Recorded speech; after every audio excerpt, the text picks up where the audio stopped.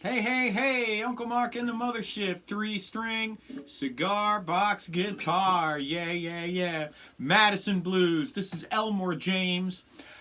George Thorogood did a fantastic rendition of this, and that's really where I base everything on. But, you know, it's pretty close to the Elmore James version, so you ought to listen to both, and of course other artists have recorded this tune, so definitely listen to that. A couple of housekeeping things. We're a 100% donation channel. We have a PayPal and Square donation link down below. Thank you so much. Thank you, thank you, thank you for all of your donations and gifts throughout the year. Really appreciate it. And this time it's, you know, it costs a lot more in the winter time to keep up the mothership because of, well, we got a lot of snow out there right now, actually. And it's starting to get chilly. I got the heat on in here. Also, if you're thinking about Christmas gifts and things like that, we got the songbook. There's another one coming. There's another one in the works. Tess has been she's been nose to the grindstone getting the other book out. It's amazing. She is amazing, and just so happy to be able to collaborate with such a wonderful person on this book. So definitely check out the links below. T-shirts, of course, long sleeves. This time of year is great. This is the Madison Blues, and this is kind of how I meander through it with the 3-string cigar box guitar. So, you babes, you talk about your Madison shoes. I got a tune here called the Madison Blues. Do the Madison Blues. We do the Madison Blues. We do the Madison Blues. We're gonna rock away your blues.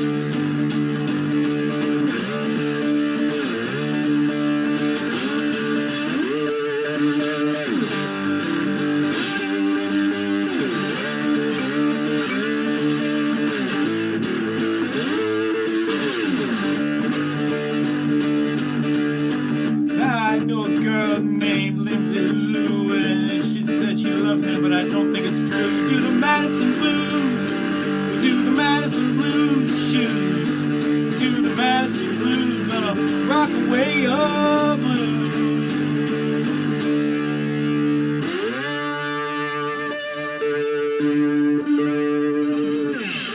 Alright, so that's the gist of it. Check out my companion video and it'll show you how I meander through this. So the song is in the key of D.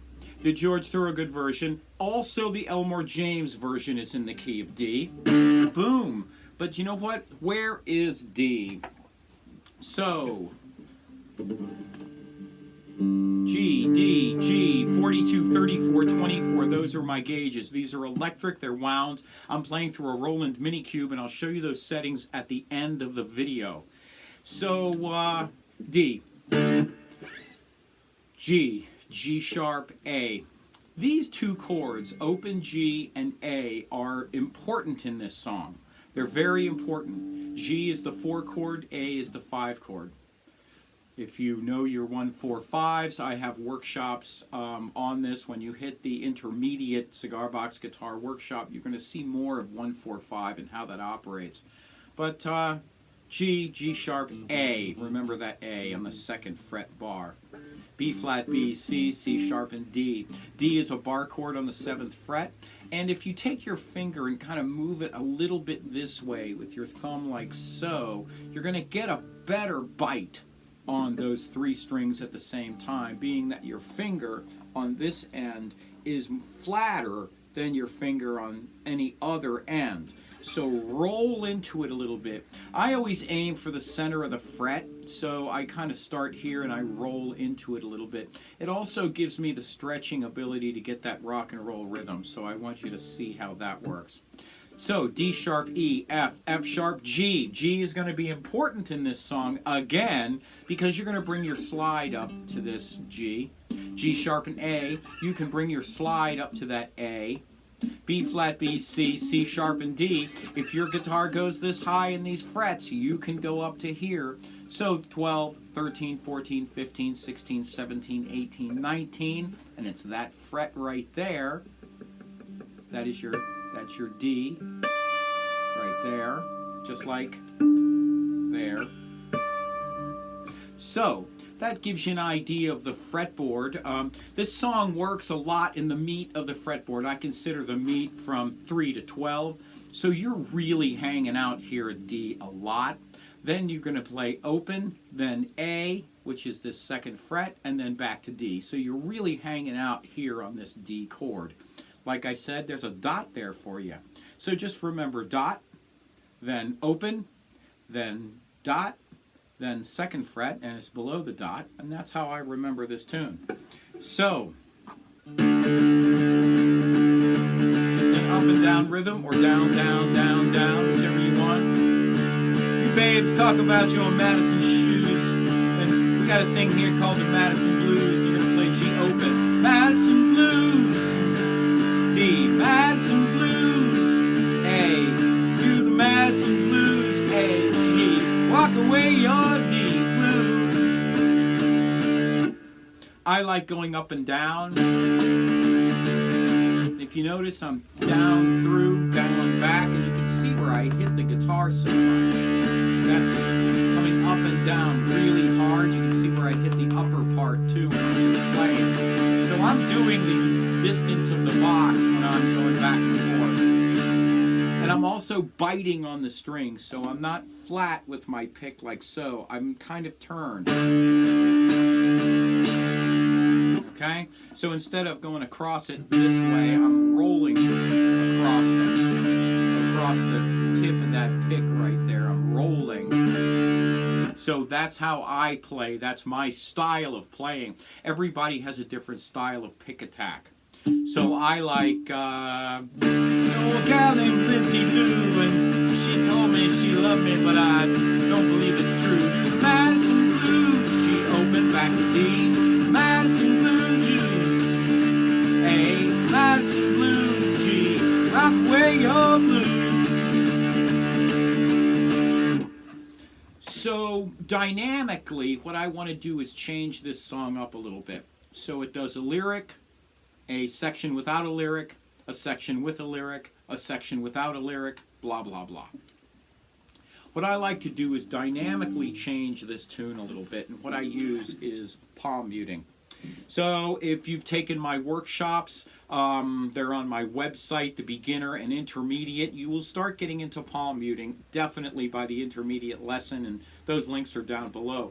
But essentially, you're taking your palm, you're bringing your pick over, you're playing, and you're going to slide up a little bit until you dampen or mute those strings. And that's what you're looking to have, the way I interpret this. So I will play, babes talk about your Madison shoes, you know, this is a thing called the Madison Blues. And then I open it wide up. Madison Blues, do the Madison Blues. Madison Blues, gonna rock away your blues. Now I know, gal.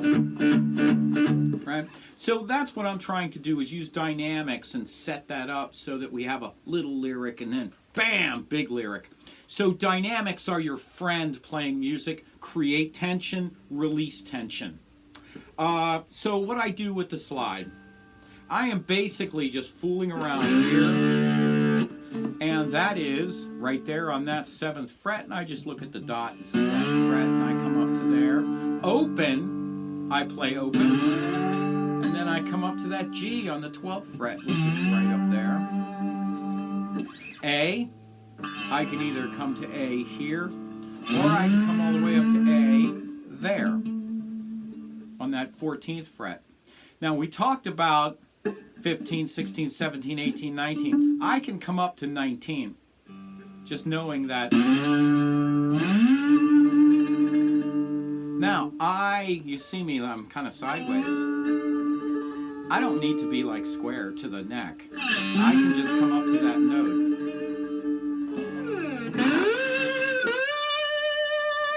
See how I'm kind of sideways? I'm just hitting that one note. Or two notes. So, you know, you can adjust how you play. My style is to come out and hit it like so, but that's me. The rock and roll rhythm is just you're going to go from that D string and count 2, And there's your rhythm.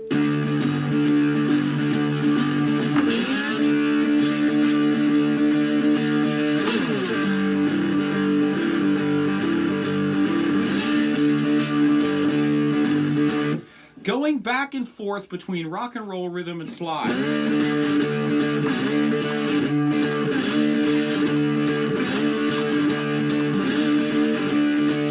This is a technique you need to learn, so practice it. Hit, slide, hit, slide, hit, slide, hit, slide. Practice that technique. It will really, really help you. This song is really fun. Please see the companion video. I do a lot of the... And I'm just fooling around, you know? When you're sitting there playing and you don't have much to do, you start fooling around with the noises you can make. And sometimes you find something that's super fun. Right? Sometimes you find something that's completely fun and you like adding it into songs. Just remember, if you're going to add any tricks, make sure that you use your tricks lightly. Nobody likes an over trick. There are only 3 people that had specific tricks that you don't get enough of. Chuck Berry and Elmore James is definitely 2 of those guys. So, you know, their tricks are so good that you never get tired of them. My tricks aren't that good, and so I assume most regular people's aren't either. So there's that. Thank you so much for everything you do for me. Just really, really thank you, thank you, thank you. You all have been very, very generous. We're 100% donation channel. PayPal and Square links are below. Thank you so much. It really helps this time of year. Heat on, lights on, all of these things. It helps up here. Insurance is due in January, so those things that they're the intangibles you don't think about. So I am playing through a Roland Mini Cube, and these are the settings I am using. I'm about 3/4 on the gain. My tone is about 3/4, and I'm on that Brit combo and delay, reverb. It's actually just reverb there, and I'm just on that little 3rd notch. I like a little bit of reverb. Reverb and delay to me are like salt and pepper. Too much and it ruins your meal, but just enough and it's good seasoning. So that's what I think of reverb. I don't always use it. I use one or the other, but you know, that's how I think of it. But this is a really cool tune. I'm not full bore, but I'm about 3/4, and I'm about full on my tone knob. So that lets you know where I'm at with my guitar here. Thank you so much for everything you do for me. Please take a look at the songbook. Learning to sing and play is one of the most marvelous things you can learn to do. It'll carry with you the rest of your life. Once you learn to sing and play, once you start playing and singing a lot, you're going to get better and better and better at it. It does take time, but it's well worth it. Trust me, it is so worth it to be able to sing and play. I've got lots of guitar player friends that do not sing, and I believe it's to their detriment. Vocalization of chords and notes really help you understand what you're hearing better. So thank you so much for everything you do. Really, thank you, thank you, thank you for all your donations. Really appreciate it. We'll see you soon.